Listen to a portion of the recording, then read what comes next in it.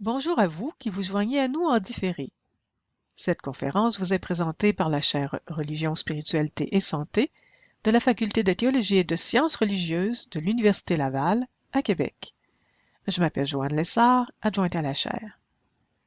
Après un mot d'introduction du professeur Guy Jobin, titulaire sortant de la chaire, vous entendrez la conférence de la professeure Hélène Champagne, actuelle titulaire. Conférence intitulée Pistes d'avenir pour la recherche sur la spiritualité en milieu de santé. La conférence sera suivie d'une courte période d'échange avec l'auditoire. Hélène Champagne est professeure agrégée à la Faculté de théologie et de sciences religieuses et titulaire de la chaire Religion, Spiritualité et Santé depuis 2022. Elle a auparavant occupé pendant 8 ans le poste de titulaire de la chaire de leadership en enseignement en théologie spirituelle et spiritualité dans la même faculté. Après une expérience de travail comme intervenante en soins spirituels dans un établissement de santé pédiatrique, elle a développé ses recherches sur la vie spirituelle des enfants, puis sur l'accompagnement spirituel en pédiatrie. Ses autres intérêts de recherche articulent théologie pratique et dynamique spirituelle. Je cite ici le résumé qu'elle a soumis. À l'occasion de cette première conférence avec vous comme titulaire de la chaire, je me propose de vous partager les grandes lignes de mon parcours professionnel, de vous exposer à grands traits quelques pistes que j'aimerais développer tout spécialement dans les prochaines années, et préciser pourquoi je considère ces pistes comme prioritaires. 3 grands axes orientent l'exposé. Comment aborder la spiritualité en contexte interdisciplinaire? Quel rôle attendre de la spiritualité en contexte de soins de santé? Et enfin, quel développement de la recherche sont espérés pour l'accompagnement spirituel en milieu de santé? Fin de la citation. Je cède maintenant la parole au professeur Guy Jobin. Alors, j'ai le plaisir de vous présenter Hélène Champagne, qui est titulaire de la chaire Religion, Spiritualité et Santé depuis le 1er juin dernier. Alors, Hélène est professeure agrégée à la Faculté de théologie de sciences religieuses de l'Université Laval depuis 2014. Avant sa nomination à la chaire actuelle, elle a occupé une chaire de leadership en enseignement en théologie spirituelle et spiritualité jusqu'au 1er juin dernier. Tant par sa pratique de l'accompagnement spirituel en milieu de santé, une pratique de 1994 à 2004, donc tant par cette pratique que par son expérience d'enseignement universitaire, d'abord à l'Institut pastoral des Dominicains à Montréal jusqu'en 2014, puis à l'Université Laval depuis. Donc, Hélène était et est toujours bien préparée pour prendre les rênes de cette chaire. Son intérêt pour la spiritualité des enfants se manifeste dès son mémoire sur la pastorale et les situations de crise en milieu pédiatrique, donc déjà dans les milieux de soins. Puis, sa thèse de doctorat, soutenue à l'Université de Montréal en 2002, portait sur la spiritualité des enfants d'âge préscolaire. Enfin, ses nombreuses publications réalisées sur ce sujet, la spiritualité des enfants, mais aussi les enjeux spirituels de l'accompagnement spirituel en milieu de santé. Donc, tout cela témoigne d'un engagement continu sur ce front de recherche. À la faculté, Hélène enseigne des cours en spiritualité chrétienne au premier cycle et au deuxième cycle en théologie. Et elle assume aussi la coordination d'un séminaire dans le cadre du programme de doctorat en théologie pratique.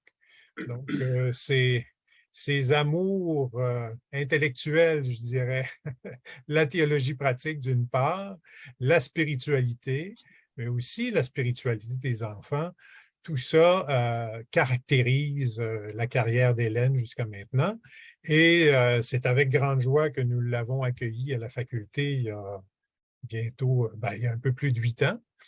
Et aussi, c'est avec grande joie que j'ai vu sa nomination à la chaire Religion, Spiritualité, Santé. Donc, Hélène est fort bien placée pour nous faire un panorama des pistes d'avenir pour la recherche sur la spiritualité en milieu de santé, Alors, comme vous êtes venu pour l'entendre, ben, je me tais et je lui cède la parole pour la suite. Merci. Merci pour la présentation, Guy. Merci beaucoup à chacun, chacune d'être là. Chers invités, partenaires, collègues, amis. Je me suis donné 3 objectifs dans cette présentation, très bref, très simple, et puis je me suis un peu emballée dans mon texte, alors vous allez me pardonner. Un peu vous présenter mon parcours, un peu qui je suis, mais relativement brièvement, ce que j'ai pu creuser et ce qui est important, et pourquoi c'est important. Alors, en commençant, j'aimerais à la fois répéter et vous réitérer combien je suis heureuse, très heureuse de pouvoir participer activement à la vie de la chaire et contribuer selon mes ressources et compétences à la formation, au développement de la recherche et de la pratique d'accompagnement spirituel en milieu de santé. À l'occasion de cette première conférence comme titulaire de la chaire, voilà, dans les prochaines minutes, je me propose de vous partager les grandes lignes de mon parcours professionnel, de vous exposer à grands traits quelques pistes d'avenir que j'aimerais développer tout spécialement dans les prochaines années et préciser pourquoi je considère ces pistes comme prioritaires. Les personnes qui me connaissent savent un peu que mon parcours fut pour le moins sinueux. À mon avis et en relecture, je crois pouvoir dire aujourd'hui que mes 2 points d'ancrage furent la spiritualité et la santé, alors qu'à certaines époques, mes engagements m'amenaient plus d'un côté ou de l'autre. Je me souviens que mes premières expériences d'engagement en milieu de santé remontent à mon adolescence, alors qu'avec un groupe d'amis, nous avions passé l'été comme bénévoles dans un hôpital de soins de longue durée de l'époque, bien avant les CHSLD. Je ne dirais pas là. L'expérience fut marquante pour moi. Quand arriva le choix de mes études universitaires, j'étais certaine de vouloir m'engager en sciences pures, tout en m'intéressant à la recherche médicale. Après un baccalauréat en physique, j'ai donc commencé une maîtrise en physique médicale, en même temps que j'ai pu faire un stage de travail à l'hôpital Notre-Dame de Montréal, il y a déjà plus de 30 ans. C'était l'époque de l'arrivée et de l'installation du premier accélérateur linéaire de l'hôpital, et c'était un événement, laissez-moi vous dire. Il était destiné à compléter puis à remplacer les appareils au cobalt pour les traitements de radiothérapie. Le travail des physiciens de l'équipe consistait à calibrer les appareils, à développer des protocoles de traitement préconisés par la recherche et demandés par les médecins pour soigner les patients. Mon projet de maîtrise portait sur la validation de l'application d'une équation de transfert utilisée en physique nucléaire pour calculer les taux de radiation dans l'espace sur des corps à densité variable. Mais alors que le sujet me passionnait, personne ne comprenait ce que je faisais. Et mon travail devant l'ordinateur m'isolait de plus en plus des relations interpersonnelles. Quand j'ai appris qu'il m'aurait fallu rejoindre une équipe du Texas pour poursuivre dans cette ligne, j'ai préféré prendre un peu de recul. C'est une première expérience de travail temporaire en soins spirituels, en CHSLD, qui m'a convaincue de prendre le virage théologique, tout en demeurant liée au milieu de santé et aux personnes malades. J'ai entrepris mes études en théologie, j'ai complété les stages pour le travail d'accompagnement d'intervenants en soins spirituels. Mes stages ont été surtout en santé des femmes et en urgence. J'ai pu ensuite travailler dans de petites institutions autant que dans 2 grands centres universitaires. Donc, si on fait un panorama, j'ai travaillé en réadaptation physique, dans une institution pour non-voyants, dans une unité de gériatrie, en soins palliatifs, etc. J'ai surtout travaillé pendant 8 ans avec l'équipe de l'hôpital de Montréal pour enfants, surtout à l'urgence, aux soins intensifs néonatales, à l'unité de neurologie et à l'unité de médecine interne. Alors que ma maîtrise portait sur l'accompagnement des parents en deuil, mon collègue Guy Jobin vous l'a mentionné tout à l'heure, mes recherches doctorales se sont intéressées à mieux reconnaître la vie spirituelle des enfants d'âge préscolaire. Alors, c'est auprès des enfants et de leurs parents que je me suis le plus trouvée chez moi, comme ISS, comme intervenante en soins spirituels. Ça ne fut pas sans difficulté et je vous raconte un peu en anecdote pour illustrer mon propos. Une première visite. Alors, je commence, c'est un nouvel emploi. Première visite à l'hôpital, je visite une jeune fille de 8 ou 10 ans que je vais appeler Alicia. Et elle vient de subir une transplantation de moelle osseuse. Elle est en isolement. Tout le monde sait maintenant qu'est-ce que ça signifie. Alors, je devais porter tout l'attirail que vous imaginez, incluant la jaquette, les couvre-chaussures, le bonnet, les gants, le masque, etc., etc. Et Alicia me voyait me préparer par la fenêtre. Elle m'attendait. J'avais à peine entrouvert la porte, j'ai eu à peine le temps de dire « Bonjour, je m'appelle Hélène, je viens pour… » que j'ai reçu une pantoufle par la tête. Alors, j'essaie de lui dire « Je viens pour jaser », deuxième pantoufle par la tête. Alors, elle m'accueillait avec violence, avec colère, elle était vraiment fâchée. Alors, je lui ai dit, j'étais un peu surprise, je lui ai dit « Je vois que ce n'est pas le bon moment. Je vais partir comme tu le souhaites, je ne vais pas rester. Mais je reste disponible, je ne reste pas loin. Je reviendrai te voir un petit peu plus tard. Puis si tu veux, tu m'appelles. » J'avoue que j'étais sous le choc. Qu'est-ce que je fais? Comment je le fais? Est-ce que j'ai bien fait? Est-ce que je n'ai pas bien fait? Et ma collègue, qui cumulait plusieurs années d'expérience, n'était pas surprise de la réaction d'Alicia. Et elle était très contente de mon attitude. Alors moi, j'étais complètement surprise à l'époque. J'étais encore débutante. Je la paraphrase, cette collègue. Imagine, tu es la seule personne sur qui elle peut avoir un peu de pouvoir. Quand je vois des ISS, je pense qu'ils hochent de la tête. Tu es la seule personne qu'elle peut refuser, mettre à la porte, alors qu'elle est assaillie de soins, de traitements douloureux par des étrangers qu'elle n'a pas invités pour lutter contre une maladie qui n'est pas bien vue. Et là, toi, elle a pu te mettre à la porte. Quel drôle de rôle que celui des ISS. Je commençais ma carrière avec succès en me faisant mettre à la porte. Et déjà, je me demandais, plus sérieusement, à quoi identifier la spiritualité dans cette rencontre et quel pouvait être l'apport de la théologie pour en approfondir la portée. Mon propre parcours spirituel, autant que mes recherches doctorales en spiritualité des enfants, m'ont vite confrontée à l'impossibilité de définir la spiritualité dans son essence, de cerner la chose qu'elle serait. Et c'est tant mieux. Sans qu'il soit justement possible de démontrer pourquoi, plusieurs auteurs, chercheurs, praticiens considèrent que ce serait dénaturer la spiritualité que de la circonscrire comme on peut le faire habituellement pour un concept. Outre le fait que la spiritualité renvoie souvent à la relation, à ce qui nous dépasse infiniment, pas toujours, mais souvent, et donc à ce qui nous est impossible de circonscrire finalement, puisque ça nous dépasse infiniment, la spiritualité traverse aussi les différentes anthropologies qui cherchent à dire ce que c'est que d'être humain. Et de ce côté également, quelque chose nous échappe, comme si cette part de l'humain était aussi plus grande que nature. Alors, parler de la spiritualité comme d'une simple dimension de la personne, il faut bien utiliser un terme, c'est à la fois nécessaire, mais aussi un peu insatisfaisant, parce que restrictif, en même temps que peu évocateur. Alors, dès l'époque de ma thèse et jusqu'à présent, je me suis plutôt intéressée à la manière dont il est possible de reconnaître la spiritualité et non pas de la définir pour ce qu'elle est. Comment s'exprime-t-elle? Quelles sont ses caractéristiques au quotidien? Quels sont ses fruits? Dans ce contexte, les définitions opérationnelles réussissent mieux à dire ce qui se reconnaît de la vie spirituelle, ce qui s'exprime d'elle, ce qui résulte de ce dynamisme. Ainsi, mes recherches doctorales m'avaient permis d'identifier 3 modes d'être relatifs à la spiritualité et observables chez les jeunes enfants. Le mode d'être sensible, relationnel et existentiel. Le corps occupe une place importante dans la vie des jeunes enfants. Constamment, ils entrent en relation avec ce qui les entoure, avec leur corps. Ils perçoivent leur environnement avec tous leurs sens. Les éducateurs et éducatrices savent bien cela. Ils le mettent à profit pour stimuler leur développement. Les petits aiment toucher, sentir, goûter, voir, entendre. Qui n'a pas vu un petit examiner une brindille de gazon avec attention ou crier à tue-tête dans un espace public amusé par l'écho de sa voix? Les jeunes enfants perçoivent et découvrent, ils se familiarisent et s'approprient l'espace qui les entoure grâce à leur sens et à tout leur corps. Ils s'expriment aussi, non seulement par des paroles, mais peut-être surtout aussi avec leur corps. C'est leur mode d'être sensible. Le mode d'être relationnel qualifie l'être en relation. Quelles caractéristiques, quelles attitudes, quels qualificatifs est-il possible d'attribuer aux relations vécues par les jeunes?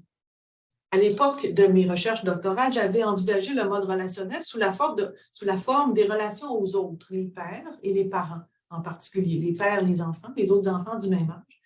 Mais les relations incluent aussi la relation à soi, la relation à l'environnement ou au monde, bon, il faut préciser un peu, et la relation aussi à ce qui transcende. Ces relations peuvent se qualifier de diverses manières selon les personnes, selon les circonstances. Bienveillance, jalousie, ouverture, curiosité, confiance, hostilité.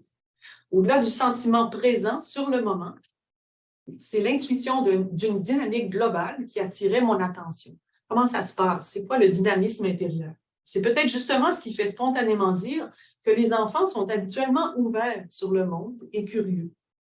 Comme ils sont neufs, en quelque sorte, par rapport au monde, il est facile de leur reconnaître moins de résistance que les adultes face à ce qui leur est extérieur, face au monde qui les entoure. Mais cette dernière observation appelle une remarque essentielle à mon avis. En effet, il n'est pas du tout certain que ce que nous attribuons spontanément ou intuitivement aux enfants leur appartient vraiment en propre. D'une part, il n'y a pas d'enfant type qui serait le modèle de tous les enfants. Chaque enfant est unique, avec sa vie en propre, même si elle est encore très brève. Et cet enfant s'inscrit déjà dans un milieu, une famille, une histoire, une culture, il ou elle commence déjà à inventer un parcours de vie unique, le sien, avec le soutien et l'appui de ses proches. Donc, l'enfant met en œuvre son agentivité. Il est tellement facile, voire tentant, de projeter sur eux ce que nous nous représentons d'eux.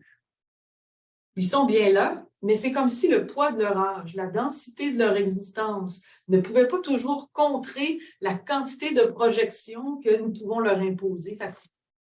Donc, ce sont des enfants et le défi de les entendre et de les reconnaître pour ce qu'ils sont et non pour ce que nous croyons qu'ils sont ou ce qu'ils pourraient être aussi, est particulièrement vrai au sujet de la vie spirituelle. C'est tellement facile de projeter sur eux ce que nous croyons de la vie spirituelle.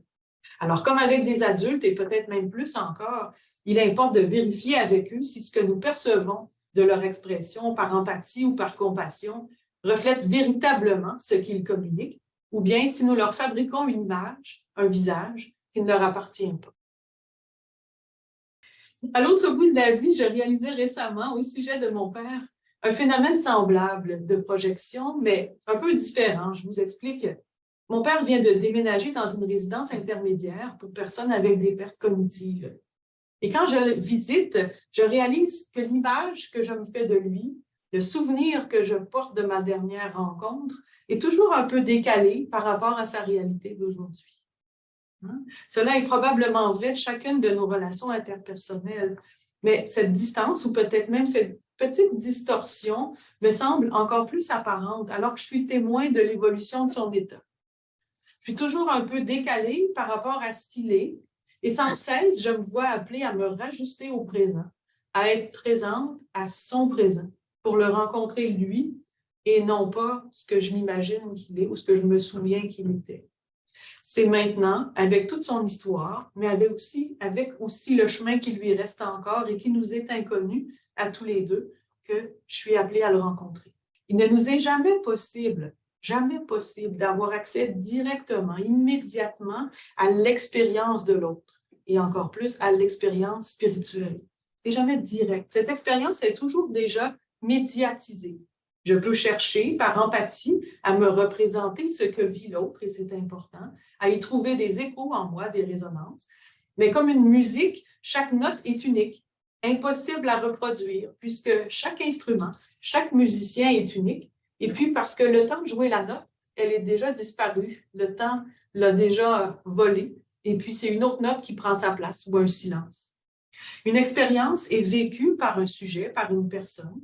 Prendre conscience de cette expérience, prendre conscience de ce que l'on vit, c'est déjà aborder, embrasser, habiter ou repousser cette expérience. On fait déjà quelque chose avec ce que nous vivons. C'est en quelque sorte chercher à l'intégrer, cette expérience, au paysage de ce qui nous habite intérieurement.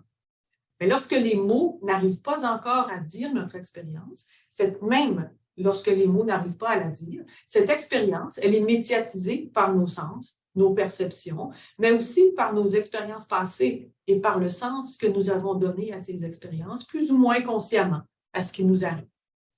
Donc, il arrive que ce que nous vivions nous échappe.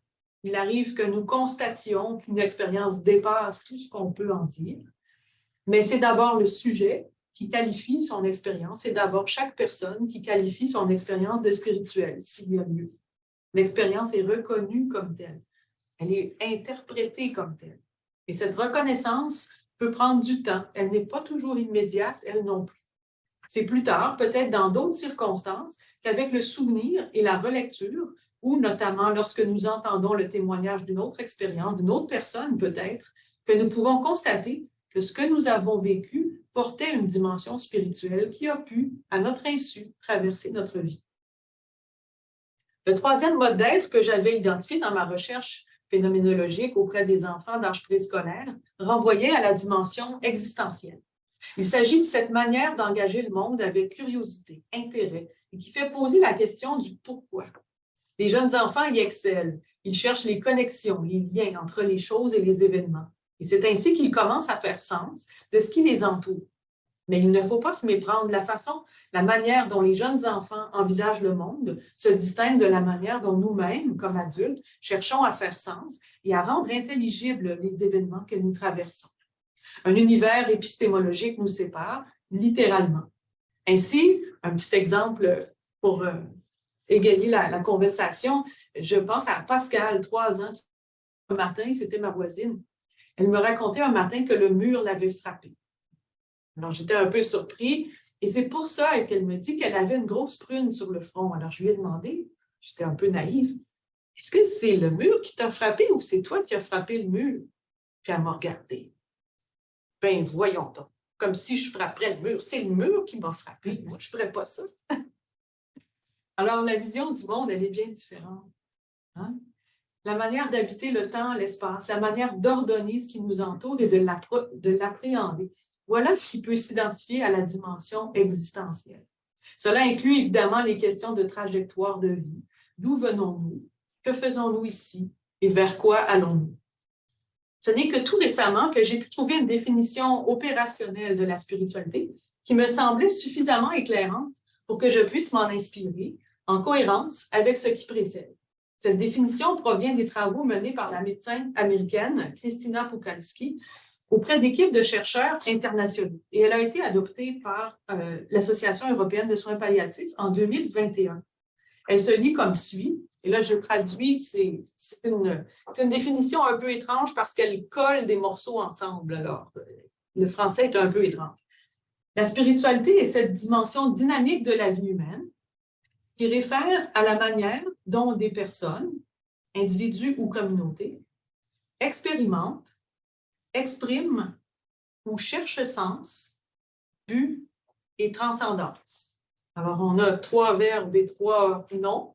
Alors, la manière dont des personnes expérimentent, expriment et cherchent sens, but et transcendance à leur existence. Ça réfère aussi à la manière dont ces personnes sont en relation au présent, à soi, aux autres, à la nature et à ce qui est important ou sacré. Alors, quand un jeune de 17 ans qui approche la fin de sa vie me demande, en tant qu'ISS, à quoi ça sert tout ça? Cette définition peut éclairer ma pratique. Il cherche sens, but et peut-être aussi transcendance, alors qu'il me parle de son questionnement et qu'il témoigne de sa manière d'entrer en relation.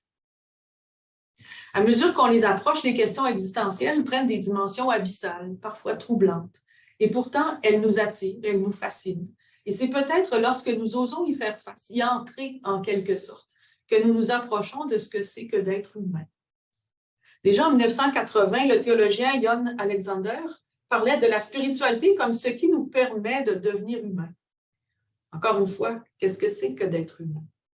En outre, il relevait 2 conséquences importantes au processus qui faisait chercher une définition empirique et générique à la spiritualité. Alors, en même temps que Alexander nous éclaire sur qu'est-ce que c'est devenir humain, la spiritualité comme devenir humain, il pose des questions critiques par rapport à ces définitions empiriques et génériques, qui sont quand même essentielles. Alors, on est dans la nuance, comprendre.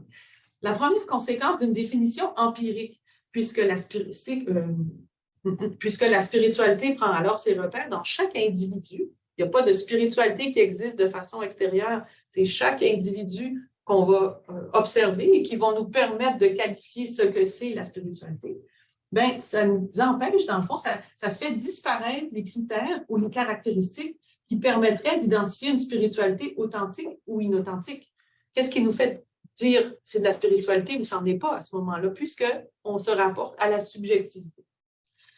ça nous empêche aussi de discerner qu'est-ce que serait une spiritualité saine d'une spiritualité potentiellement destructive, par exemple. On pourrait se poser la question. Autrement dit, l'expérience spirituelle ne se suffit pas à elle-même. Hein? Elle ne suffit pas pour dire ce que c'est que le spirituel. Elle a besoin de cadres réflexifs dans lesquels évoluer et progresser, que ces cadres soient culturels, philosophiques, convictionnels, religieux, théologiques. La question se complique déjà du fait que ces cadres eux-mêmes doivent être discernés, questionnés, critiqués.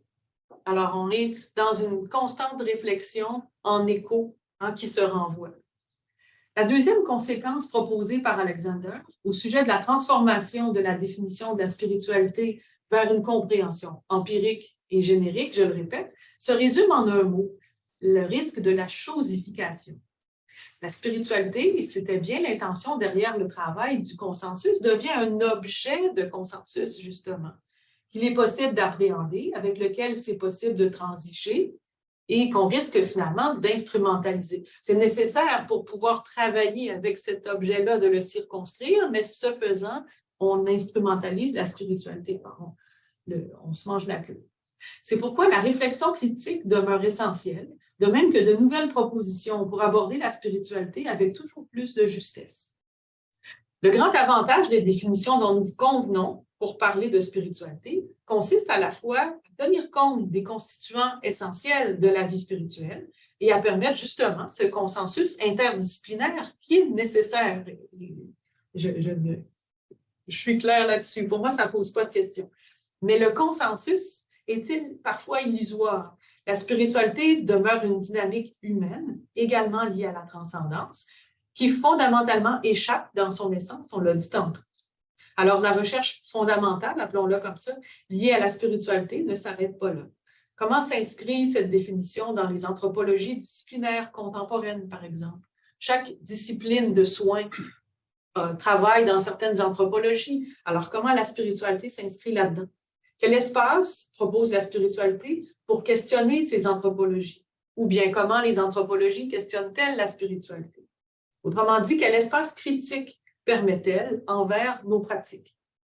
Une fois que le sens, le corps, les relations sont abordés, on a parlé de notre définition tout à l'heure, le sens, le corps, les relations. Est-ce qu'on a tout dit de la spiritualité? Une autre question qu'on peut porter, est-ce que cette définition nous aide à approfondir vraiment les enjeux de maladie, de compassion, de souffrance, d'espérance, de finitude, de mort? Je ne pense pas que la définition nous permet de le faire, mais peut-être qu'elle nous ouvre un chemin, peut-être pas. Donc, on n'a pas fini. Je vous ouvre des pistes, c'était ce que je vous avais promis. J'aborde le deuxième aspect de ma communication et je vais me rendre plus attentive au contexte du soin de santé. Donc, la première partie, vous l'avez deviné, c'était vraiment sur la définition de la spiritualité, de quoi il s'agit, comment on aborde cela. La deuxième partie, concerne plus le contexte de soins. La transformation de la compréhension de la spiritualité vers une perspective plus empirique et plus générique ne résulte pas seulement de l'influence du monde médical. C'est vrai, mais pas seulement. Elle s'inscrit dans un mouvement de société plus large que le philosophe Charles Taylor décrit avec finesse dans son livre « L'âge séculier ». Toutefois, peut-être plus qu'un autre, le milieu médical et ses fondements scientifiques font pression de manière certaine pour que la spiritualité soit envisagée d'un point de vue pratique. C'est normal, c'est ça, hein, la façon dont on envisage le soin. Bien sûr, en soins palliatifs, mais aussi de plus en plus dans presque toutes, ou sinon toutes les unités de soins, la spiritualité occupe une place significative dans la manière d'envisager la personne atteinte d'une maladie ou qui subit les séquelles d'un accident. Les disciplines de la santé l'adoptent, parfois depuis de longues années, dans leur pratique, autant que dans leur vocabulaire, selon les philosophies et les épistémologies qui sont les leurs. C'est justement sur ce sujet que mon collègue et prédécesseur à la chaire, le professeur Guy Jobin, apporte une réflexion particulièrement éclairante au sujet de ces mixages d'épistémologie et de questions qu'ils suscitent. Les sciences médicales évoluent à pas de géant. Impossible de ne pas s'émerveiller devant la compétence et l'efficacité des recherches qui ont permis en quelques mois de développer traitements et vaccins dans un contexte de pandémie mondiale. Bien sûr, tout est loin d'être parfait dans ce domaine comme ailleurs, mais la circulation des informations, la capacité à traiter des données massives, le perfectionnement des outils de traitement est bien réel. Dans un autre ordre d'idées, et ça c'était pour mon petit plaisir, je regardais récemment, par curiosité, ce qui en était des accélérateurs linéaires aujourd'hui, 30 ans plus tard. Aïe, aïe, aïe. Je ne suis même pas allée dans une base de données, je suis allée voir la première chose que j'ai trouvée sur Google. Et en quelques secondes, j'ai pu voir un document qui s'adressait au grand public, ce n'était même pas un document spécialisé, sur les traitements par accélérateur en salle d'opération au moment de la chirurgie. J'ai vu un autre document qui parlait aussi de radiochirurgie, mais stéréotaxique par accélérateur linéaire, un type d'intervention destinée à traiter les lésions cérébrales. J'étais émerveillée, vraiment. Ce n'est pas étonnant que certains observateurs reconnaissent dans les milieux de santé hautement spécialisés non seulement le temple, mais aussi un peu le dieu de la médecine. Il y a quelque chose de tellement fascinant dans tout ça. Les bioéthiciens qui s'intéressent au transhumanisme ou encore les soignants qui s'engagent en soins palliatifs ne perdent pas de vue, en contraste avec ces grands et réels pouvoirs de la science, que la personne humaine est souvent confrontée à sa finitude, et parfois douloureusement. Le sentiment ou l'expérience de vulnérabilité s'insinue dans les milieux cliniques et non pas seulement chez les usagers, mais aussi chez les professionnels. Oui, nous pouvons faire mieux, tellement mieux, avec du temps, des ressources, des compétences. Mais notre finitude reste, nos limites restent.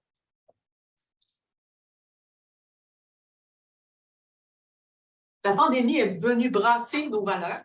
La place accordée au spirituel dans les derniers congrès de l'Association québécoise de soins palliatifs, par exemple, ou du congrès de soins palliatifs de l'Université de McGill, m'impressionne parce qu'elle est sans commune mesure cette place-là qui a été accordée à la spiritualité avec ce qu'il y avait il y a 20 ans, par exemple. La place a vraiment été... elle occupe une place importante et je suis impressionnée et contente de cela. Comme si les avancées de la médecine rendent encore plus pertinente et plus nécessaire l'inclusion de la spiritualité dans les manières d'envisager les soins. En ce sens, une réflexion spirituelle scientifique et critique, ça c'est certain, est incontournable. Une réflexion qui sache se faire comprendre des modes de pensée médicale, en même temps qu'elle sache demeurer fidèle aussi à ses propres épistémologies, si elle ne veut pas perdre de vue cette autre chose, cette autre dimension plus intangible qui fait envisager la vie autrement. Alors, je fais un petit peu de publicité, je me permets. Il me semble qu'au fil des ans, la chaire religion, spiritualité, santé a occupé une place de choix pour poursuivre ce travail de recherche et d'enseignement qui a contribué, je pense, et je l'espère, à l'humanisation des pratiques médicales, bien sûr, avec les intervenants. Sans eux, tout cela ne serait pas possible. Ils sont au front, bien sûr. Et la chaire a aussi contribué au développement de l'accompagnement spirituel compétent, à la formation aussi des ISS. Donc, des accompagnements qui ne craignent pas ces espaces existentiels où ce que nous sommes ou ce que nous devenons comme humains est mis à l'épreuve. Et en somme, ce serait bien la question qu'il convient de poser. Quel rôle attendre encore aujourd'hui de la spiritualité en contexte de soins de santé? La question demeure pertinente parce qu'elle est toujours à réactualiser, il me semble. Cette attente-là, elle évolue avec le temps, avec les années, avec les contextes aussi. L'utilisation d'une définition opératoire de la spiritualité suggère conséquemment que la spiritualité opère une transformation. On s'attend à ce que la spiritualité transforme quelque chose, un changement chez la personne qui a vu cette spiritualité. Et effectivement, un changement serait observable puisque la spiritualité est observable. Il découle de ce raisonnement que la science pourrait potentiellement mieux contrôler ce processus de la transformation de la personne liée à la spiritualité. J'essaie de faire le raisonnement logique, mais il y a un problème avec ce raisonnement-là, il me semble. La corrélation de certains phénomènes neurophysiologiques et l'attitude de prière, par exemple, ont fait l'objet de recherches il y a déjà quelques décennies. Quels gestes, quelles attitudes pourraient induire les mêmes phénomènes? On pourrait chercher cela. Ou bien au contraire, est-il possible d'induire la spiritualité? Une conférence donnée à la chaire par M. Wiplour le printemps dernier abordait justement la question de cette corrélation possible entre l'usage de substances psychédéliques et l'expérience mystique, dans le contexte de situations de santé où des bénéfices thérapeutiques sont attendus.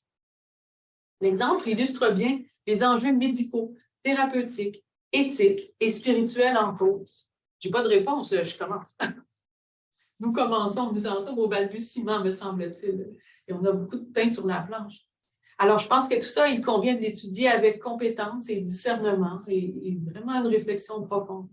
Alors, le chercheur, M. Plourde, montrait comment, non pas seulement M. Plourde, mais toute cette réflexion-là montre combien, en accédant au monde médical, la spiritualité voit son rôle se transformer. Hein? Il y a une influence réciproque l'un de l'autre. Alors, non seulement le contexte, mais le récit de l'expérience spirituelle, jusque dans les profondeurs de ses réseaux de sens, est transformé, non seulement dans ses repères, mais aussi dans ses constituants. On dirait que la spiritualité, dans ce qui la constitue, semble questionner, semble justement. Donc, des questions demeurent ouvertes, heureusement, et qui reviennent constamment. Qu'est-ce que vise la spiritualité? Est-ce qu'elle vise le bien-être, un mieux-être, une vie plus humaine, une vie pleinement vécue? Qu'est-ce que ça signifie, une vie pleinement vécue? Selon quelle anthropologie? Des questions sous-jacentes émergent.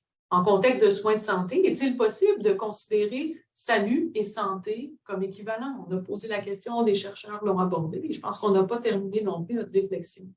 Le concept théologique d'eschatologie peut-il aider à réfléchir sur les processus de croissance spirituelle, par exemple?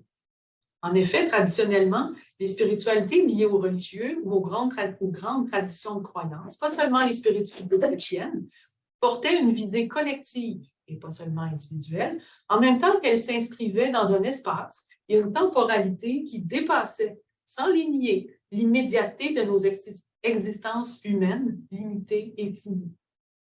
Alors, dans une société qualifiée de postmoderne, l'ici et maintenant prime sur la continuité. L'impermanence devient un peu morcellement.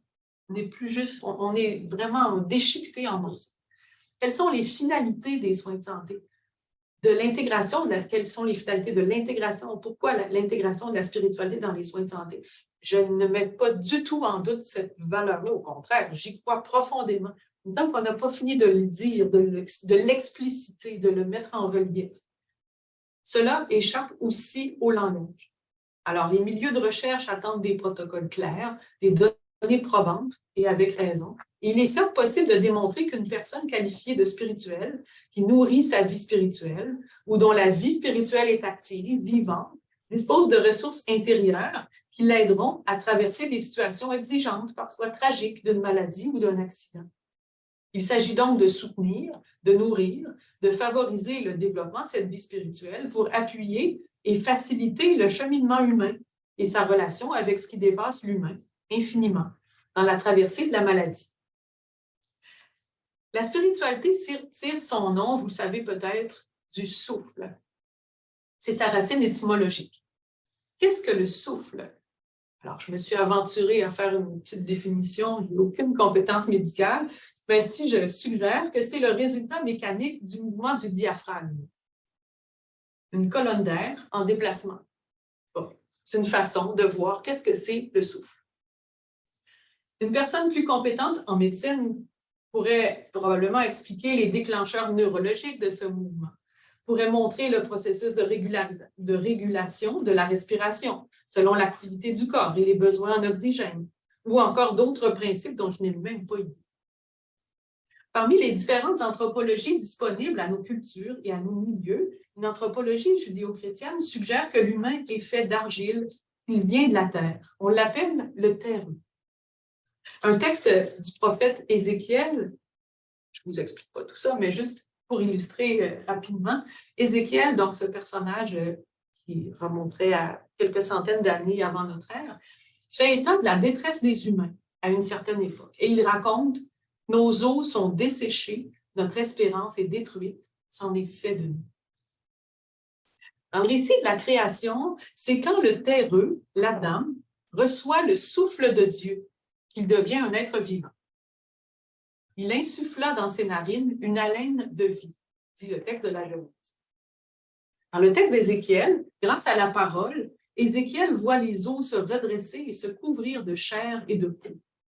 Mais c'est quand le souffle de Dieu, c'est quand l'Esprit de Dieu souffle sur les morts qu'il revit. Pas question de zombies ici, c'est d'un Dieu, c'est d'un souffle de Dieu qu'ils sont animés.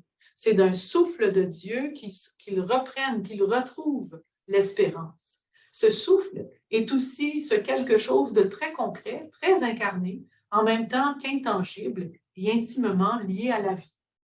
Donc, entre le mécanisme du diaphragme et être insufflé de quelque chose ou quelqu'un qui nous traverse, qui nous dépasse infiniment et qui nous donne de l'espérance, on a quelque chose, deux représentations diamétralement contrastées, non pas opposées nécessairement, mais contrastées, ça c'est ça.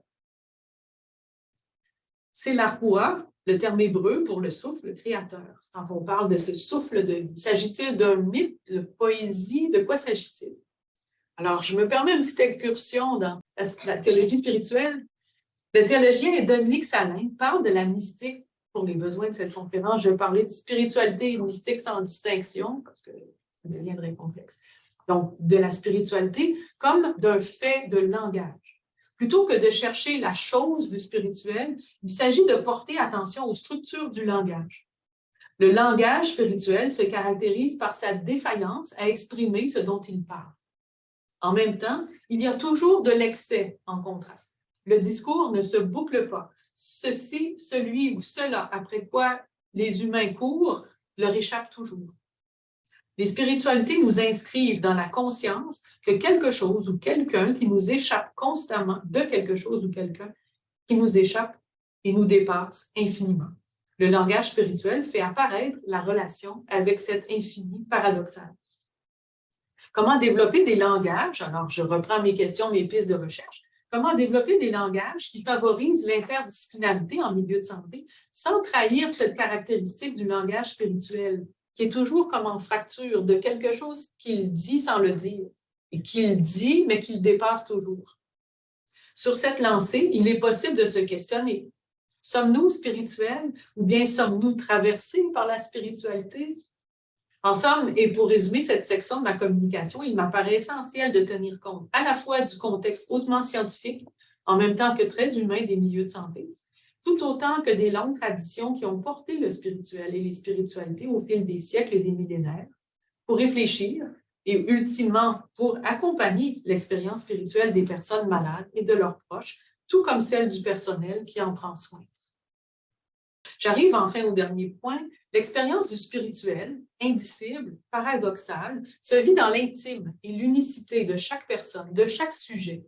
L'expérience spirituelle, pour se reconnaître et donc s'enrichir, se traduit par un langage. Nous venons de le mentionner, un peu de résumé. Elle a besoin de moyens d'expression et de lieux d'expression. Elle a aussi besoin d'interactions compétentes pour discerner sa justesse, pour enrichir, pour consolider, pour tester ses intuitions. Même si elle reste toujours l'expérience intime et ultimement inaccessible d'une personne, du lieu sacré de son fort intérieur, l'expérience spirituelle ne peut se développer, voire survivre en autarcie. Dans l'histoire, même les plus grands ermites se sont inspirés des traditions spirituelles qui les ont précédées et ils ont prêté l'oreille, c'est la racine étymologique du verbe obéir, ils ont prêté l'oreille à la voix intérieure de ce qui les transcende, au-delà d'eux-mêmes. Et justement, les grands spirituels savent bien que les chemins intérieurs sont juchés d'obstacles, de pièges, d'illusions, autant que de consolation et de réconfort. Toutes les traditions spirituelles ont identifié des guides, des personnes réputées avoir cheminé, avoir passé au feu du discernement de leur expérience. On ne s'improvise pas accompagnateur spirituel. Les contextes d'accompagnement, les visions du monde évoluent. Les traditions vivantes, elles-mêmes, se transforment constamment, se réactualisent et elles réinvestissent ce qu'elles proposent comme repère de la construction identitaire, individuelle et collective.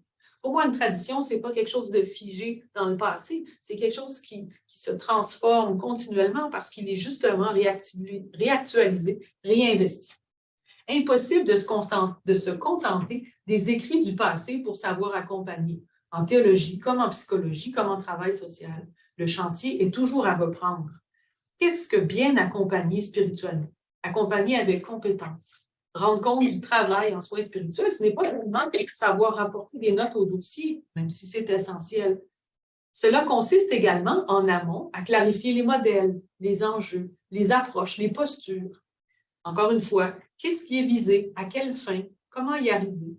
Comment interpréter le langage et la démarche d'accompagnement spirituel dans un univers qui se nourrit d'efficience, de contrôle de qualité, de données probantes? Comment, en contrepartie, la spiritualité peut-elle contribuer à enrichir une vision de la pratique de soins qui ne saurait s'enfermer dans des statistiques et des mécanismes qui risquent l'hermétisme? Au fond, comment ne pas perdre de vue que tout cet accompagnement-là, il concerne des personnes d'abord. Beaucoup de travail à faire pour continuer à préciser, à raffiner le travail d'accompagnement spirituel spécifique à des situations de santé particulières. Il en reste beaucoup. Des situations qui tiennent compte des besoins particuliers des personnes et qui les respectent dans leur pleine valeur et dans leur unicité. Ce sont des mots à la mode, mais je pense qu'ils sont importants.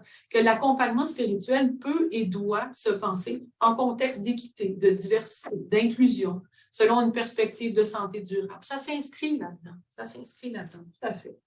La chaire détient une longue tradition d'intérêt pour l'accompagnement de personnes qui vivent une grande diversité de situations médicales, sociales, culturelles, religieuses, et j'en passe. Je compte assurément poursuivre cette tradition d'attention à la diversité, tout en accordant une attention particulière, et ça vous me le permettrez, comme je l'ai fait au fil des ans, à l'accompagnement spirituel en contexte pédiatrique, spécialement, mais pas exclusivement auprès des enfants. J'en reviens donc, comme au début, à ces questions essentielles à l'accompagnement et qui demandent notre attention. Encore une série de questions. On y est, c'est pour ça cette communication. Quelle forme prend la vie spirituelle chez des enfants ou chez des adultes atteints de maladies complexes, par exemple? Comment s'exprime-t-elle? Quels facteurs spirituels contribuent à une vie plus humaine chez ces personnes?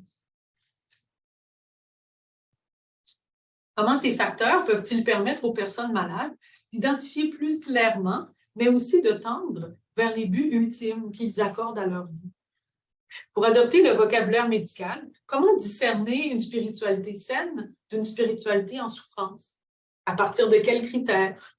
Il y a des écrits là-dessus, il y a des modèles qui existent, mais je pense qu'on questionne encore aussi sur quelle base, comment, est-ce qu'on vise juste? Il y a toujours du raffinement à faire, on n'a pas terminé. Faut-il soigner la spiritualité ou la considérer uniquement comme adjuvant à la santé? Ou les deux? Soigner la spiritualité implique-t-il des prescriptions thérapeutiques? Et si oui, sur quel fondement les établir? Faut-il penser l'accompagnement comme thérapie? Est-ce qu'on est dans le même champ d'action, d'intervention? Depuis plusieurs décennies, les chaplains en milieu de santé, comme on les appelle en anglais, les aumôniers européens ou les intervenants en soins spirituels au Québec, partagent certaines visions de leur pratique, mais se distinguent sur d'autres. Cependant, ils ont en commun cette attention à ce qui est identifié comme une qualité de présence. Est-ce que cette qualité n'est pas requise ou attendue de tout soignant, ingrédient essentiel de la qualité des soins? Et en même temps, à quel moment, de quelle manière, dans quel but, cette qualité de présence devient-elle performative, c'est-à-dire facilite-t-elle ou contribue-t-elle au processus qui apporte du mieux à la personne malade et à son entourage? Et encore une fois, que considérer comme mieux et à partir de quels critères? Je reprends ici les 4 grands axes de la recherche pour l'intervention en soins spirituels que M. Guy Jobin, le professeur Guy Jobin, a proposé à notre dernière conférence. Je pense qu'ils valent la peine d'être réitérés. Le premier, améliorer l'identification du profil ou de l'état spirituel d'une personne. Le deuxième, mieux comprendre les mécanismes par lesquels l'expérience spirituelle influence la maladie. Le troisième, continuer de clarifier le rôle de la spiritualité comme adjuvant du soin. Et comme quatrième, poursuivre le développement d'interventions qui tiennent compte des éléments qui précèdent. Or, ces 4 axes, peuvent être envisagés tant lorsque la spiritualité soutient et nourrit l'expérience humaine que lorsqu'elle se vit en souffrance. Des questions actuelles peuvent encore être soulevées également au sujet des aspects éthiques qui touchent la spiritualité, un sujet qu'il aurait fallu aborder avec plus d'emphase dès le début. Quelles frontières respecter? Sous quels critères? De quelle manière? Par quel procédé? Il existe déjà une tradition de recherche sur les pratiques d'accompagnement spirituel, en particulier en soins palliatifs et en santé mentale, tout spécialement dans les milieux anglo-saxons, mais aussi chez nous au Québec. Et ça remonte à quelques décennies, là. Ça ne date pas d'hier. Chez nous, des recherches voient aussi le jour, des nouvelles recherches et continuent de se développer. Je pense en particulier auprès d'aînés avec des pertes cognitives, auprès de personnes qui ont été touchées par la COVID, par exemple, ou en soins palliatifs, mais je ne fais qu'en découvrir chaque semaine encore plus, alors ce n'est pas exhaustif. Concrètement, pour ma part, je suis déjà investie dans un projet interdisciplinaire ayant pour titre « Entrer en vulnérabilité ou en sortir ». Ce projet est subventionné par le Fonds François Rachel-Routier et il permettra la tenue à l'hiver 2023 d'un séminaire gradué préparé avec la collaboration d'une vingtaine de chercheurs du Québec et d'Europe. Nous aurons des conférences publiques qui seront accessibles, de même que nous organiserons un colloque sur invitation en mars 23. L'ensemble aboutira sur une publication aussi qui portera sur la question de la vulnérabilité. En plus de cela, j'ai amorcé un projet de synthèse des connaissances sur la manière d'identifier les profils spirituels des enfants suivis en soins palliatifs. Et je travaille aussi à la question du processus du faire sens. Alors, quand les personnes malades sont interprètes de leur spiritualité, je travaille justement au processus de faire sens et à son articulation dans l'accompagnement spirituel. Je suis responsable avec une équipe d'une dizaine de chercheurs du Réseau québécois de recherche en soins palliatifs d'un projet qui porte sur les expériences de transition vécues par les enfants atteints de maladies complexes. Un projet sur la souffrance aussi, et pas seulement sur la douleur, mais un projet sur la souffrance des enfants gravement malades est également en préparation.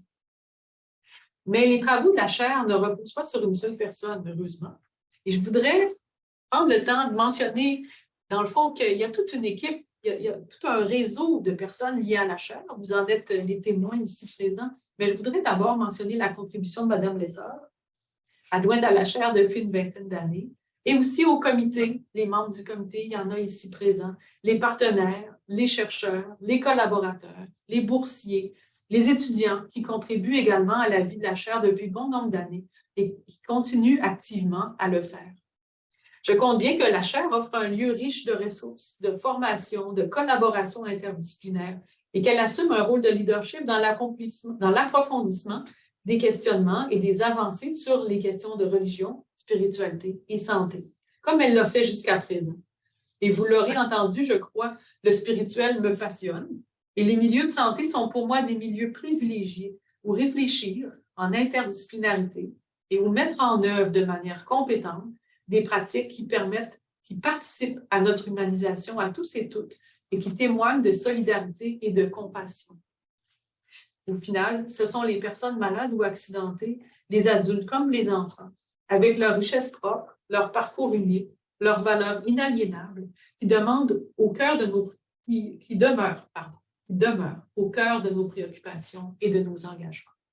Je vous remercie.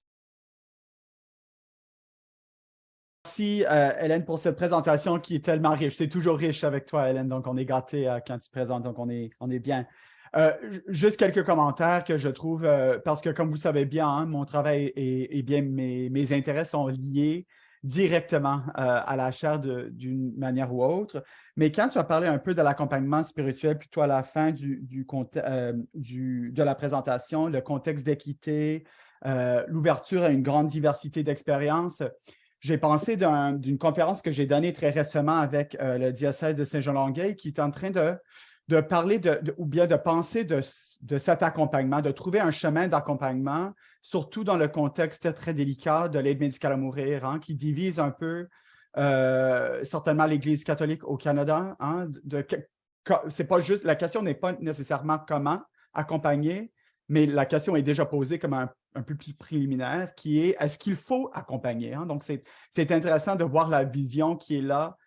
Mais je trouve que c'est intéressant en lien avec tes commentaires sur le mode relationnel, hein, qu'il faut bien absorber, à mon avis, de bien apprécier ce modèle-là qui est intéressant, à mon avis. Et juste un autre petit commentaire sur cela, juste pour avoir tes réflexions, c'est certain, tes réactions, je veux dire.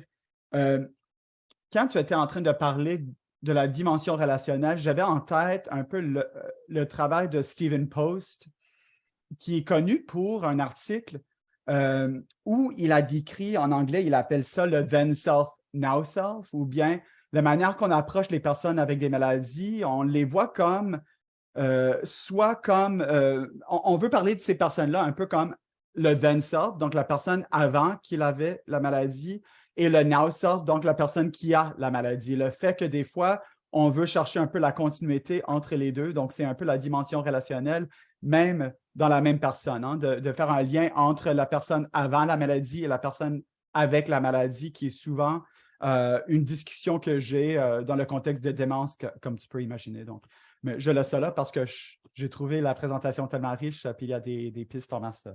Merci, merci. Merci à toi, Corey. Je trouve que ça relance justement la réflexion, hein. Mon souhait, c'était vraiment d'ouvrir des pistes et je n'ai pas réponse à toutes les questions que j'ai posées, au contraire. Je trouve ça intéressant, cette référence que tu donnes sur le then self, now self. J'avais jamais entendu cela. Merci. Justement, les collaborations sont précieuses et importantes. Comment on arrive à être en relation avec le soi? C'est ce que je comprends de ce que tu mentionnes. Comment on arrive à être en relation avec le soi qui se transforme soi-même aussi. Quand je donne le cours sur la spiritualité, on travaille justement sur la relation à soi. Ça implique des changements, des revirements, des conversions, des maturations, des étapes. Dans le cas de la maladie, c'est aussi parfois, ça peut nous arriver de plus se reconnaître. Parfois, on est en santé et on ne se reconnaît plus dans des attitudes ou dans des changements qu'on a vécus. Et quand ça arrive dans la maladie, j'imagine que c'est encore autre chose. Alors, il y a un concept là, il y a une piste là que je trouve vraiment riche, qui vaudrait la peine de creuser. Alors, j'espère qu'on pourra s'en reparler. Le mode relationnel, pour moi, ça reste central.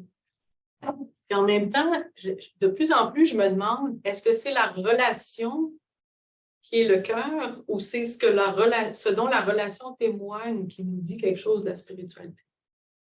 Est-ce que c'est suffisant de dire je suis en relation avec vous, avec une personne, puis je le vis d'une façon bienveillante, compatissante, j'ai de la résistance, tout ça. Donc, c'est déjà un premier niveau de reconnaissance de quelque chose qui est en train de se passer. C'est quelque chose qui est déjà identifié comme un qualificatif de la vie spirituelle. Mais au-delà de ça, il y a aussi moi qui me dit « Ah oui, j'aimerais ça être plus accueillante, j'aimerais ça être plus ouverte. » Alors, il y a aussi le soi qui se parle à soi-même. Bon. D'un côté, il y a le piège de tomber dans la psychologie aussi, qui est précieuse et le dialogue interdisciplinaire est important. Mais l'accompagnement spirituel, ce n'est pas non plus de la psychologie, ça, on s'entend. Donc, mais il me semble, en tout cas, je réfléchis tout haut, alors je me promène, pardonnez-moi, ce n'est pas du tout scientifique, mais je me demande si au-delà de la relation immédiate, il y a quelque chose auquel on pourrait se rendre attentif, si plus profondément, je ne sais pas. Au sujet d'accompagner dans des situations où est-ce que il y a des enjeux, j'essaie de le formuler encore là, Corey, c'est vraiment toi qui, comme éthicien, là, a plus l'habitude de ces questions délicates, mais où est-ce que j'imagine il y a des enjeux d'ordre éthique, justement, hein? L'ordre éthique, qu'est-ce qui doit être fait, qu'est-ce qui est bien d'être fait, qu'est-ce qui est fait pour le mieux, comment on réfléchit à ces choses-là. Ça, c'est moins ma spécialité. De toute façon, je ne suis pas éthicienne. Si on parle de la perspective de l'accompagnement, est-ce que c'est possible d'accompagner quelqu'un qui va avoir une attitude, un choix, un geste qui ne sera pas dans les perspectives que je partage? Bien, je pense que c'est nécessaire. Je pense que c'est nécessaire, absolument. Je pense que, justement, puisque nous sommes uniques, puisque nous sommes différents, quelle va être ma capacité d'accueillir la différence de l'autre, mais de faire en sorte que l'autre puisse s'accomplir comme humain à partir de valeurs, à partir de ses convictions, puis de le faire dans le respect de sa différence, en s'assurant que ce qu'il fait est en cohérence. Alors, on a besoin, quand on fait ça, de redéfinir, de revisiter notre définition de la spiritualité. Et les questions qu'on posait tout à l'heure, est-ce que ma spiritualité est en souffrance ou ma spiritualité est un lieu d'appui, est un lieu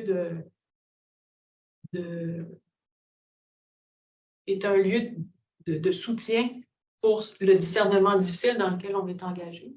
Je réfléchis, puis je ne suis pas très sûre que c'est très judicieux ce que je fais là. Je réfléchis tout haut. Je me sens en grande pauvreté pour cela, mais ça dit justement tout le travail qui reste à faire, je pense.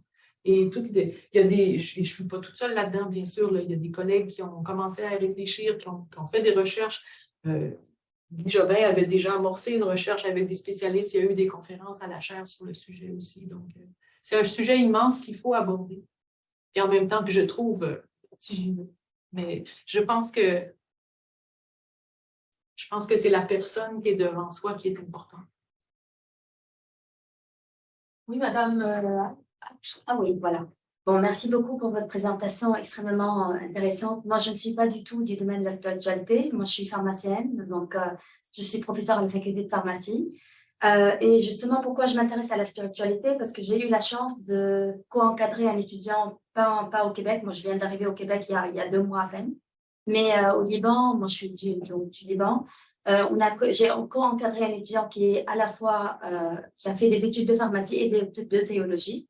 Et on a travaillé dans un contexte d'oncologie.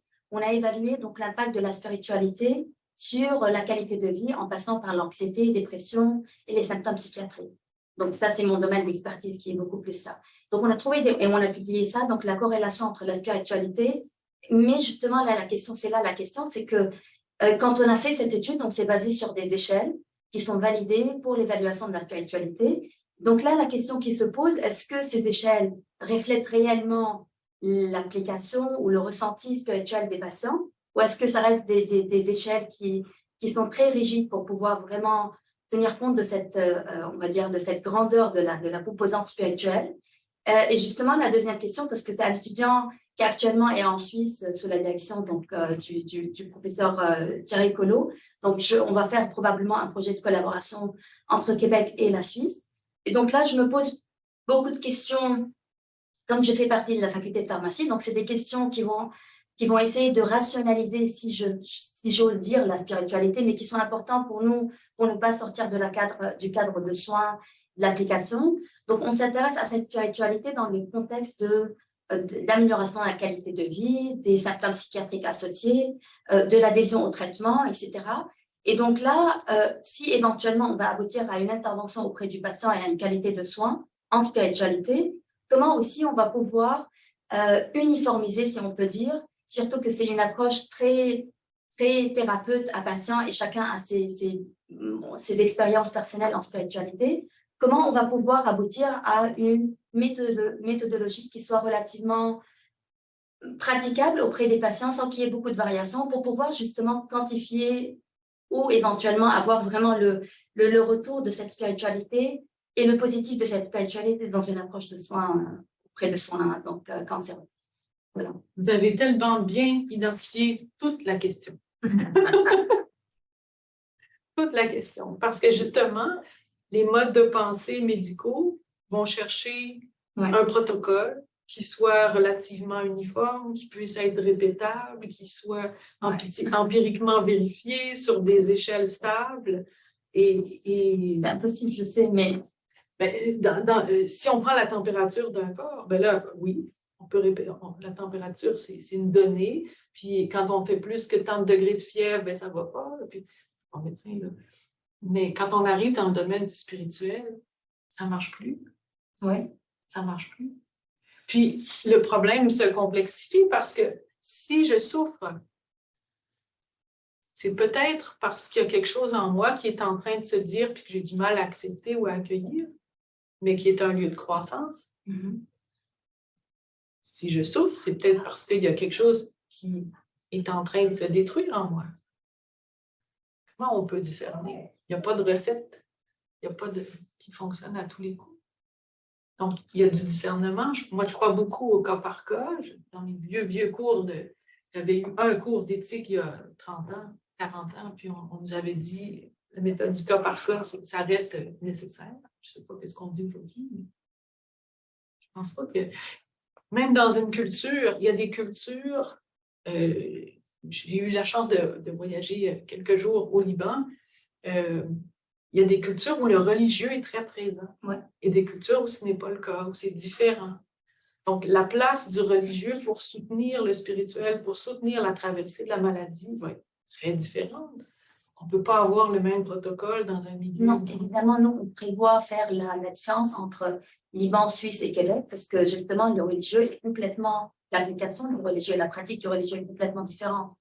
Mais justement, moi, je me pose la question, est-ce que ces échelles qu'on a utilisées sont fiables pour représenter vraiment l'expérience spirituelle qui a été, ou on va avoir les deux corrélés? Est-ce que je ne sais pas, je n'ai pas de réponse, mais je Mais je ne réfléchis suis à pas autre en train chose de par rapport à ça. valider ce que vous avez fait, là. Oui, non, non, mais justement, moi, bon, c'est des échelles qui existent. Moi, comme je ne suis pas spirituelle, j'ai été à cette recherche dans les publications de ce qu'il y a. Et puis, je me pose la question, combien c'est représentatif de la vraie valeur de la spiritualité ou de la vraie pratique? Je pense que la question mérite d'être posée. Je pense que les échelles qui existent, elles ont leur valeur, elles ont leur raison d'être. Puis les gens qui les ont fait, qui les ont publiés, qui s'en servent, ben, c'est donc qu'elle leur est utile, qu'elle leur sert. Est-ce qu'elles disent tout? Je ne pense pas. Oui, évidemment. Est-ce qu'elles disent suffisamment? Là, il faut voir. Oui. Il faut voir. Mais personnellement, puis vous le savez, hein, on a des écoles de pensée, tout ça. Je ne vous cacherai pas que je suis plus du côté qualitatif que du côté quantitatif. Oui, ça, on a prévu aussi le Oui, non, ça, c'est dans le programme déjà. Mais justement, pour corréler les deux et avoir les facettes du sujet plus large. Mais ce serait intéressant de le voir. J'aimerais ça être tenu au courant. Ben, Est-ce que vous arrivez à l'identifier, cette corrélation, puis Oui, de quelle façon vous arrivez à le faire? C'est riche. Oui, mais justement, merci beaucoup. Alors, il y a deux questions en ligne, Hélène. Alors, je te poserai peut-être la première, puisque c'est difficile à lire d'ici. Alors, Madame Blanchet demande, quels sont les symptômes d'une spiritualité en souffrance? Et est-ce qu'il existe des pistes de soigner la spiritualité? En fait, la souffrance de la spiritualité. Les symptômes, puis les pistes de soins. On revient avec la question du vocabulaire, hein? Quand on parle de symptômes de la souffrance. Si je pouvais vous parler directement, j'aimerais ça, mais je ne vous vois pas.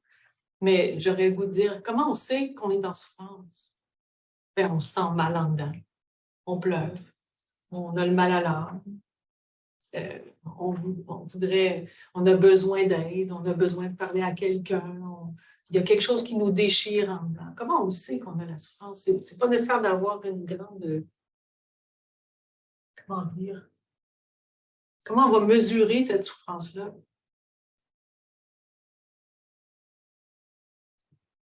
Si on rencontre quelqu'un et on dit « ma souffrance est plus grande que la tienne », ça ne marche pas tellement. Ça ne marche pas tellement.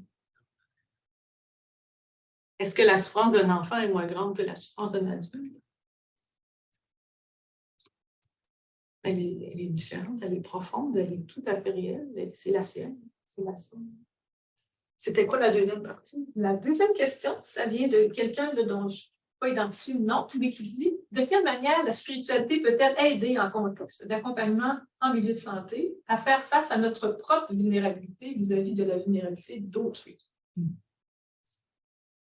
Donc, la vulnérabilité, je comprends, de la personne intervenante vis-à-vis celle de l'autre. Une excellente question.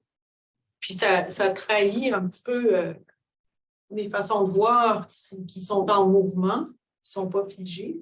Mais je vous disais qu'il me semble que c'est important que la spiritualité ne soit pas juste du côté subjectif, juste du côté de nos émotions, de notre vécu, de notre ressenti, mais aussi en dialogue avec des traditions. J'ai nommé plusieurs sources de traditions, pas seulement isoler les traditions religieuses. Il y a des traditions spirituelles, culturelles, parce que la propre vulnérabilité, qu'est-ce que je peux la ressentir, je peux la reconnaître, je peux savoir, ben oui, ma relation est teintée de mon sentiment par rapport à moi-même de vulnérabilité, je suis vulnérable par rapport à l'autre. Donc, c'est un état.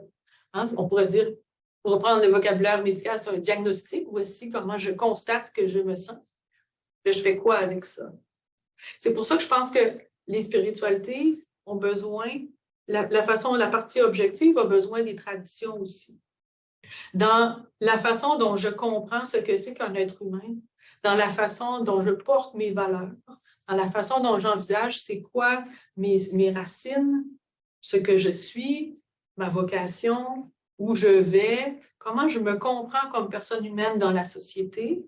Mais pour arriver à dire cela, ça me prend des ressources. Puis c'est à l'intérieur de cela que je vais être capable de dire quelle est la place pour la vulnérabilité dans ce portrait-là de moi-même. Si la façon dont je me conçois, c'est comme une personne performante, capable, dans une société de performance, de production, de vitesse, de technologie, puis que je me comprends comme dans ce modèle-là d'humain, mais mon advenir comme humain, ça va être un humain performant, capable de plus, capable de... je manque de mots pour vous décrire cela. Puis la vulnérabilité va devenir très difficile à vivre parce qu'il n'y a pas de place pour ça dans ce modèle-là d'humain. Alors que selon les valeurs, les convictions et la façon dont je me conçois comme personne humaine, c'est pour ça que je reparlais d'anthropologie souvent tout à l'heure. Est-ce que dans mon anthropologie, il y a de la place pour la finitude? Est-ce qu'il y a de la place pour la mort? Est-ce qu'il y a de la place pour la limite? Est-ce qu'il y a de la place pour cette réalité-là que nous sommes incomplets? Non, ça fait partie. Là, la vulnérabilité prend sa place là-dedans. On a des gens ici dans la salle, là, puis messieurs, dames, vas-y, alors on va Avant que tu pointes quelqu'un. Oui, absolument. Merci Hélène. Je vais juste partager ce qui a pu monter en cours de route.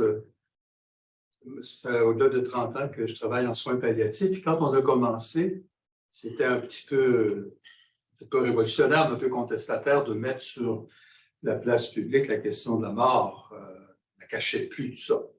Je me rends compte depuis ce temps-là que, culturellement parlant, en tout cas au Québec, on parle beaucoup de la mort. Si vous lisez les romans, les téléséries, les films, le théâtre, je pense qu'on est collectivement préoccupés, même obsédés par la mort, les morts tragiques, la COVID a réveillé tout ça. Assez qu'on se demande à un moment donné, est-ce que c'est les soins palliatifs qui ont réveillé ça, ou si les soins palliatifs ne sont pas venus à la suite d'une inquiétude culturelle. Au fond, ce n'est pas une question, mais il me semble que ça va être important que la chaire reste en contact avec ce grand mouvement culturel. On a beaucoup parlé du monde médical, de la relation, dans le monde de la santé, mais ce n'est pas tout le monde qui est à l'hôpital. 95% des gens qui vivent les mêmes choses, ils vivent de l'accompagnement spirituel sans passer par le monde de la santé. Nos grands-mères en faisaient l'accompagnement spirituel de leur voix. Alors, on sent que ça va être important que ça ne devienne pas une spécialité, mais que ça reste collé avec les mouvements culturels. L'autre petite réflexion qui m'est venue, il ne faudrait pas devenir esclave du modèle médical. Je rejoins votre préoccupation. Je crois que dans le monde de la santé, il faut emprunter la culture, mettre des notes au dossier, faire des rapports justifiés, etc. Mais encore là, tout le monde n'est pas à l'hôpital. Et personnellement, les cris, mettez le mot amour à la place du mot maladie. Est-ce qu'il y a des cris de l'amour, une souffrance spirituelle? Je ne sais pas ce que c'est. Une spiritualité souffrante, je ne sais pas ce que ça veut dire. Une personne est souffrante. Puis sa spiritualité peut augmenter sa souffrance ou l'aider. Il est tellement cartésien parfois qu'on risque d'étouffer la vie. Puis le dernier point qui m'est venu, c'est que on ne peut pas, je crois, accompagner spirituellement des personnes malades sans tenir compte de leurs proches et de leurs soignants. Et ça, c'est un gros défi actuellement. D'ailleurs, on le voit à la suite de la COVID, des gens qui sont professionnellement remis en question, personnellement remis en question, désabusés. Dans notre système, qu'est-ce qu'on a pour soigner la spiritualité des soignants? Je ne le sais pas. Et puis, les proches, c'est pareil. Les proches aidants sont des héros actuellement. Qu'est-ce qu'on a à leur offrir pour les aider à trouver du sens, la valeur là-dedans? Alors, il y a beaucoup de défis, je pense, pour la chaire, pour les années qui viennent. Je pense que ça va tout en sens.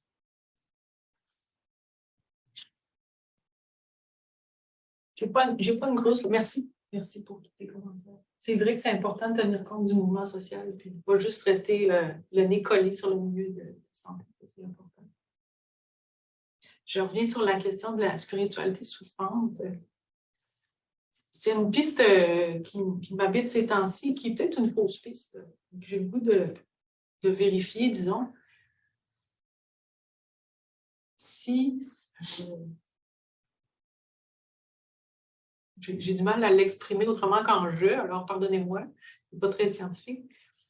Mais si, à un moment donné, ma spiritualité est moins nourrie, si j'y porte moins attention, si je vis sur mon air d'aller et que, justement, je ne suis pas attentive à la qualité de mes relations, à la qualité de ma relation à moi-même ou au transcendant,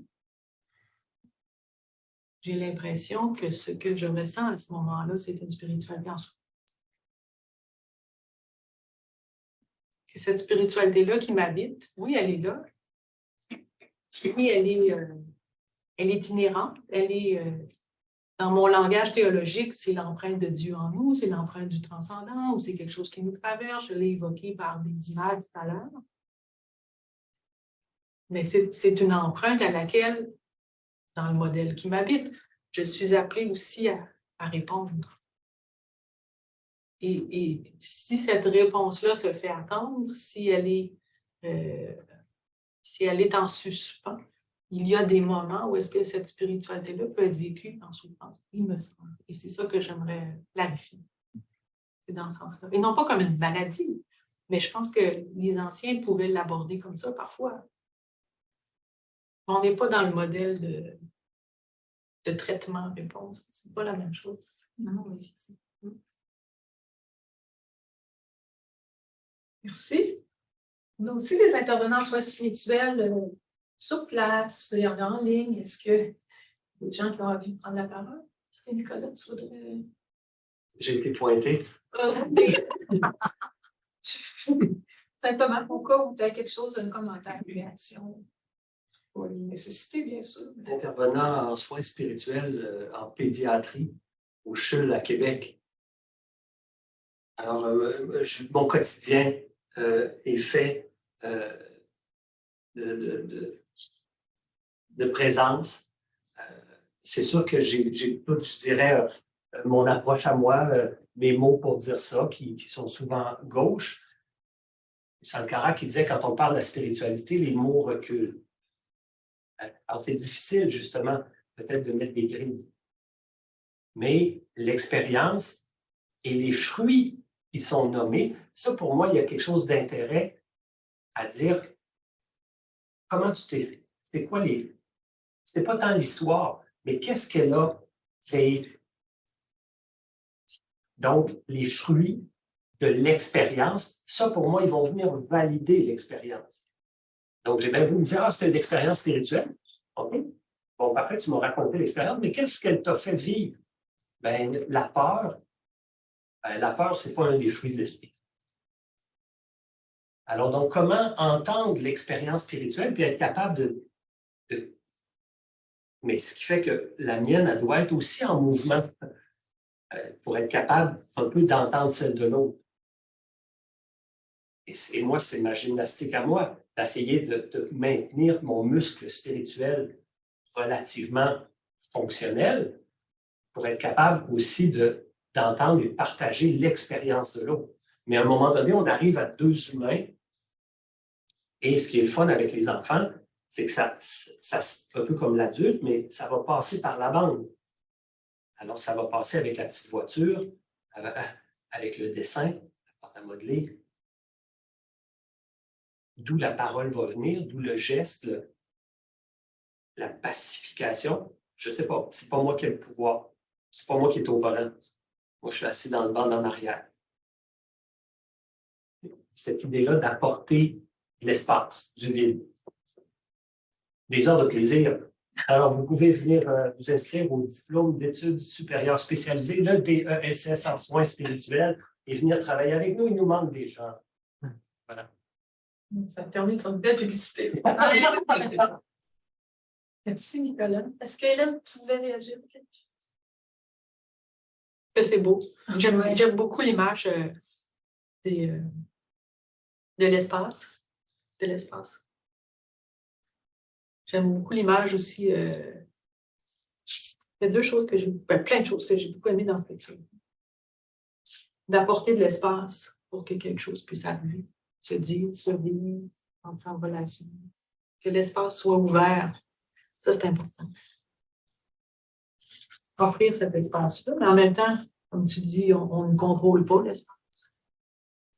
J'aime ça aussi de dire que c'est pas l'expérience, mais c'est ce qu'elle crée qui nous intéresse. Ça, je retiens ça.